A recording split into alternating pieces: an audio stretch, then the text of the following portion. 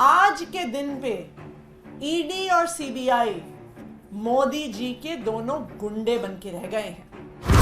मोदी जी के इन दोनों गुंडों ने किस तरह से विपक्ष की एक एक पार्टी को टारगेट किया है, विपक्ष के एक एक नेता को टारगेट किया है। कि मोदी जी के ये दोनों तीनों गुंडे ईडी, सीबीआई और आईटी डिपार्टमेंट एक एक्सटॉर्शन रैकेट चला रहे कि बॉम्बे में कोई बड़ा सा डॉन है और उसके दो गुंडे हैं। जो भी उस डॉन का विरोध करता है, गुंडे जाके उसके साथ मार पिटाई कर देते हैं। यही ईडी और सीबीआई कर रही है। तो क्या सीक्वेंस ऑफ इवेंट्स है कि अरविंद केजरीवाल जी कोर्ट जाते हैं, कानूनी प्रक्रिया का सम्मान करते हैं, कोर्ट उन्हें बेल देती है और समन लीगल है कि नहीं है उसको एग्जामिन करना शुरू करती है।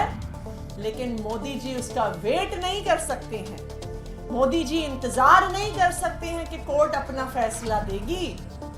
उन्होंने शाम को ही अरविंद केजरीवाल जी को 2 और समन भिजवा दिए। ये क्या है? ये कैसी गुंडागर्दी है?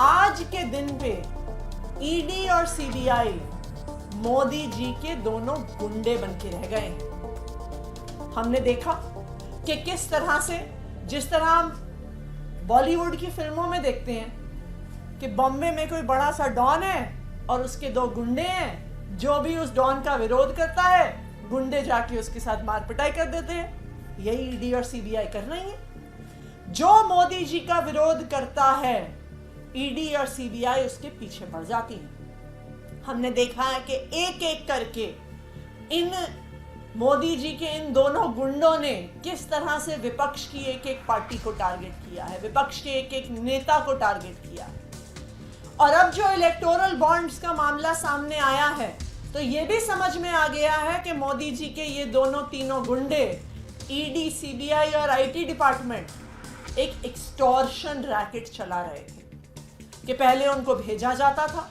उनके समन भेजे जाते थे और फिर कहा जाता था कि अगर जैसे गुंडे जाके हफ्ता मांगते हैं, वैसे ही उन कंपनी से इलेक्टोरल बॉन्ड के माध्यम से पैसे मांगे जाते हैं। तो आज ये बिल्कुल साफ हो गया है कि ED, CBI, income tax department Modi ji के गुंडे हैं। वो सिर्फ मोदी जी के विरोधियों को खत्म करने के लिए इस्तेमाल किए जा रहे हैं। और अब मोदी जी चुनाव से पहले अरविंद केजरीवाल को अपनी इस ईडी के माध्यम से, अपने इस गुंडे के माध्यम से अरविंद केजरीवाल को गिरफ्तार करना चाहिए।